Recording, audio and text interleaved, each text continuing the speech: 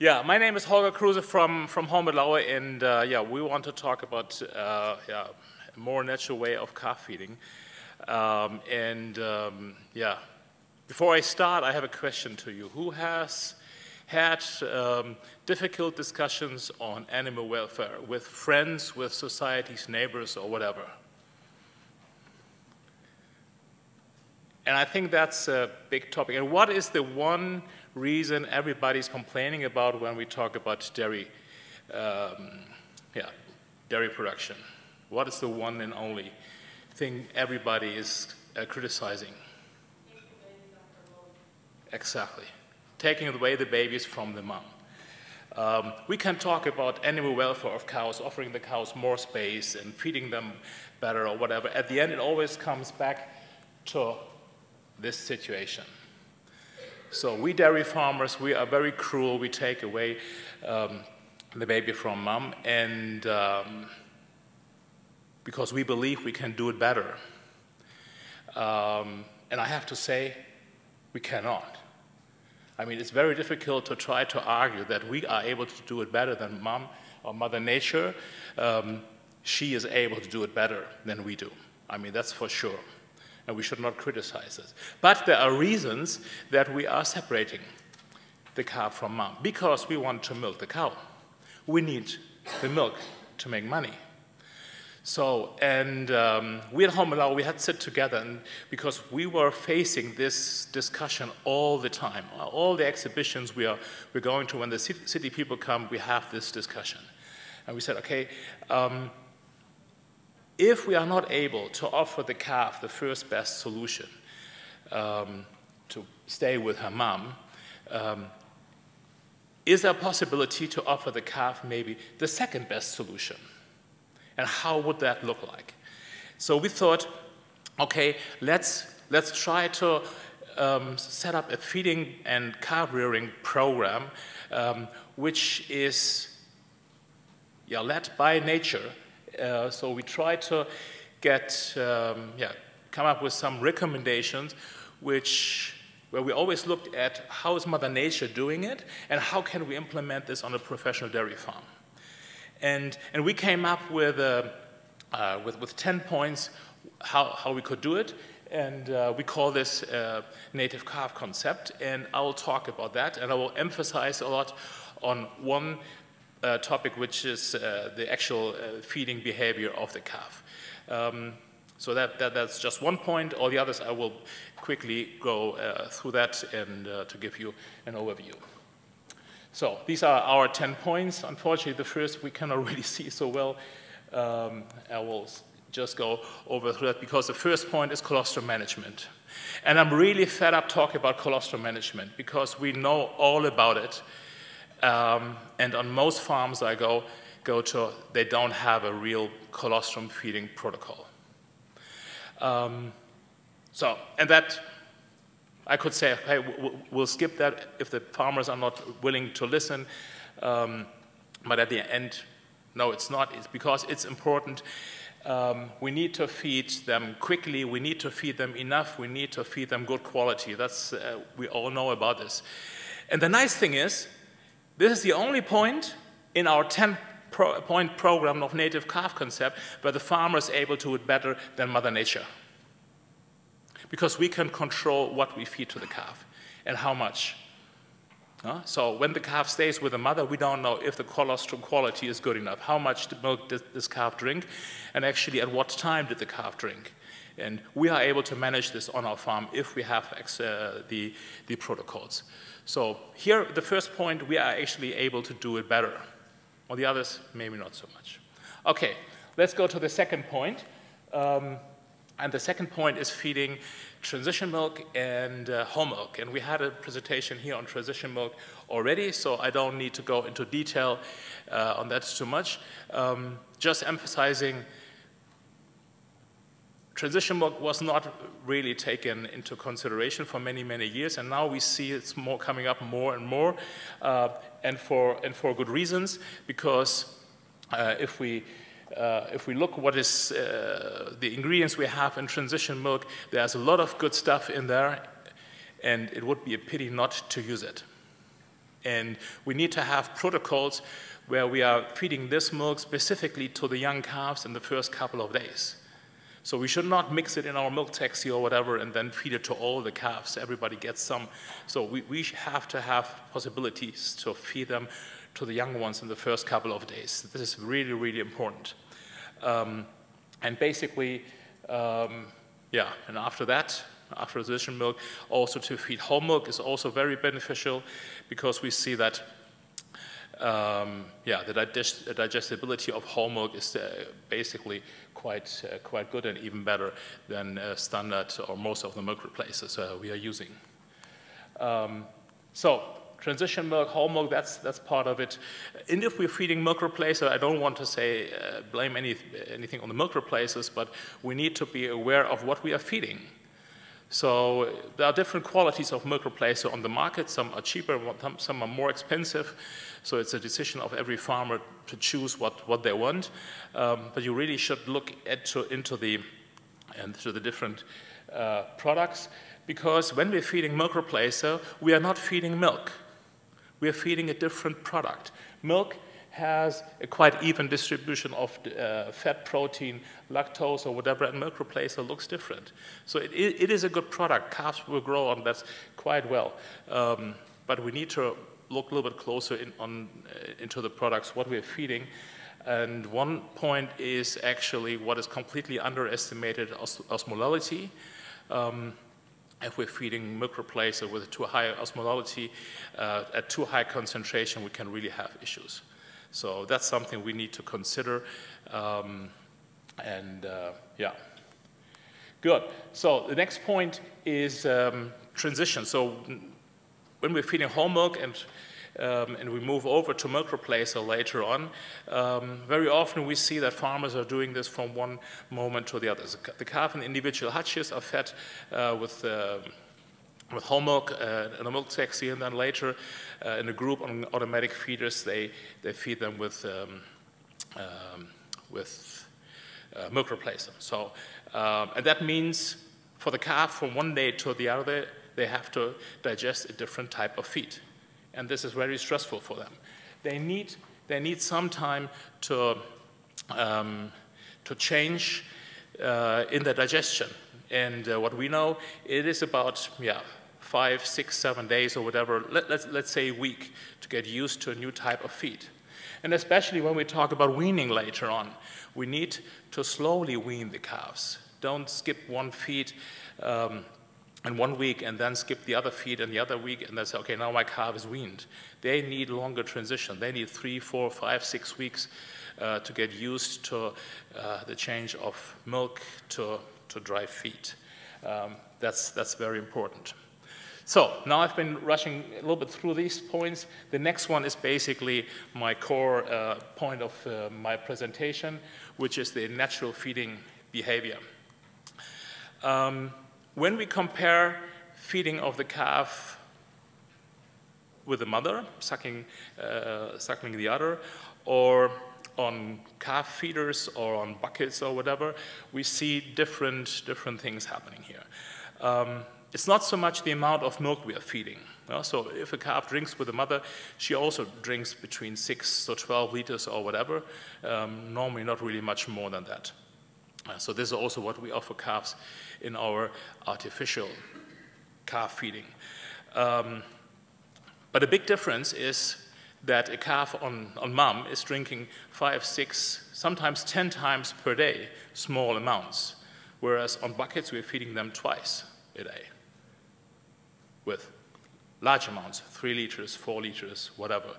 So, and then sometimes we see that these calves have issues digesting this high amount of milk. And also drinking speed. That's also a very important thing. As a farmer, I was always happy when my calf was finishing the milk very fast, because then my job was done earlier. So when she is drinking down the milk within 1 or 2 minutes, I said, oh, good calf. But on Mother Nature, a calf needs 6, 8, sometimes 10 minutes to drink 2 liters of milk. So also there we need to see, okay, is that something we can improve? And we've done some field trials in our with our customers, and basically that's something we could where we could see we can make big changes. So just have a look at these two videos. So calves which are drinking milk on teats, on buckets. So you see that the second calf over there has really some issues drinking the milk, and this one as well. So what is happening to this calf?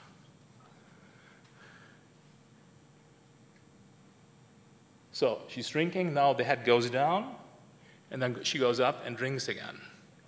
Milk flows in the wrong pipe, and she puts the head down so the milk flows back, and then she's drinking again. These teats deliver too much milk. So, and the majority of the calves, they can handle it, but you have individual calves who are not able to handle this. And that's really, really tricky. So we have tested on our calf feeders different type of teats. And for many, many years, we were using teats with large holes. So these calves were drinking about 1 liter of milk per minute. So the calf was finished within 2 or 3 minutes with a drink on the calf feeder. The calf goes out, another calf can come in. Great for the farmer, because then you can feed more calves per feeder, right? So nowadays, so far, we have recommended to use the second teat, this pink one with 3 meters. We are reducing the drinking speed.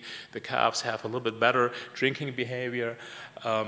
But now we have done trials with smaller teats and even with milk bar teats, these New Zealand style of teats, which we knew from buckets.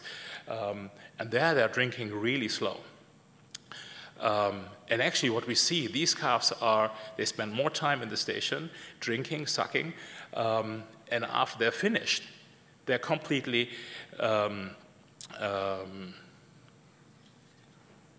exhausted. They go down and back and lay down. They don't start to go to other calves and suckle on their navels or whatever. That's something which really really helps a lot. And these calves produce a lot of saliva on these teats, and the saliva helps to digest the milk. The saliva has a lot of good enzymes to help the digestion of the milk. So the calf is able to grow healthier and better. Here we have some trials. The inside of the abomasum you could see on the top. So we have a really nice, cheesy, fresh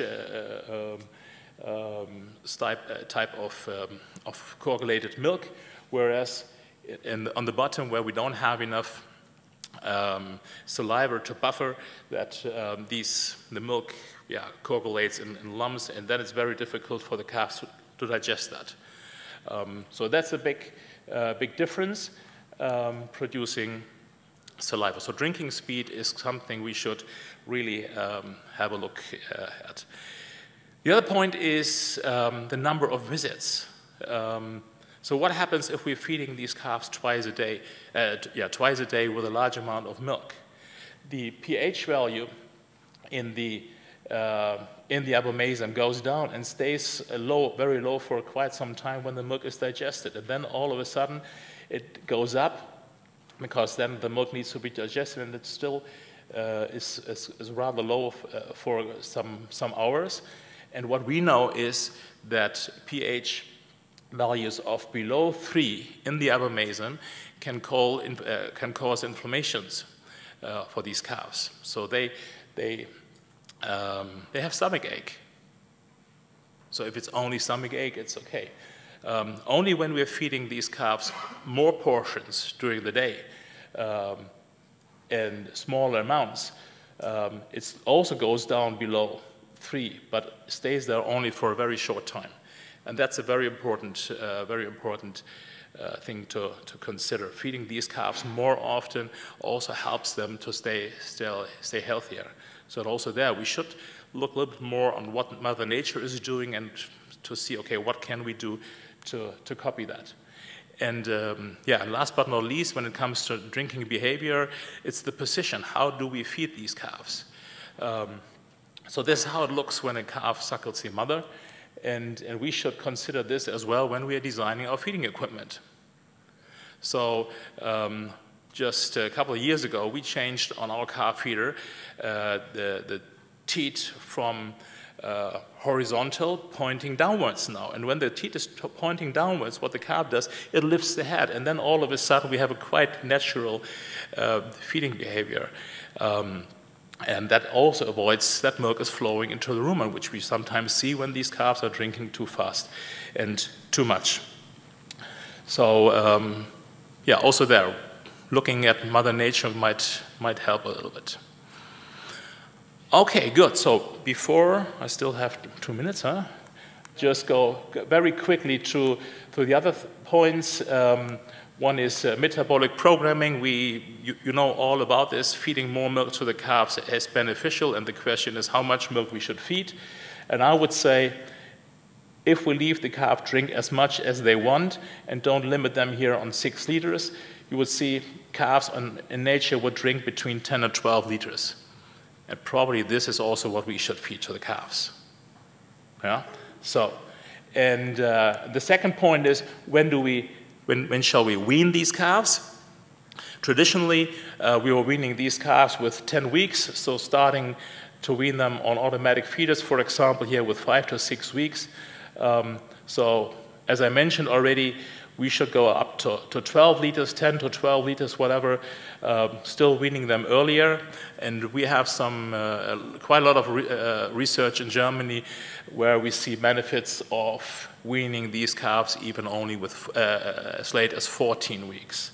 That doesn't mean, yeah, we need to feed them very long. Also there, we start weaning them with 6 or 7 weeks already, but then we just go down much faster. Okay, another point in our native calf concept is concentrate feed intake, and of course, very important as well, is group housing. Group housing of calves is very beneficial. If we take away the calf from the mother, at least we should give this calf buddies to play with and to be with, because these are herd animals. And if we ignore this and put these calves for 8 or 10 weeks in individual hutches, that's not animal welfare. We have to be quite frank on that. So, trying to find ways of designing very clever calf barns with groups of calves.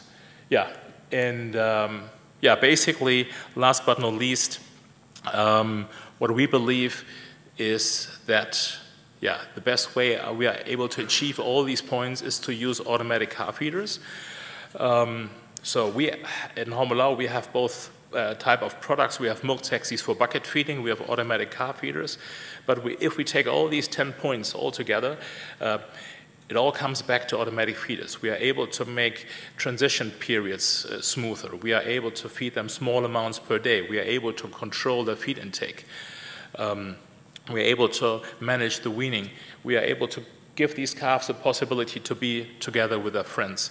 So, yeah, at the end, that's a quite important message I would like to say. And yeah, right at the end, I have a small yeah, offer to you if you are interested in this concept. Of course, we have everything on our website, and I have a few small flyers here where I describe our program, and there are QR codes on there which lead you directly to our blog where you see all the different points of our native calf concept in detail. Thank you very much.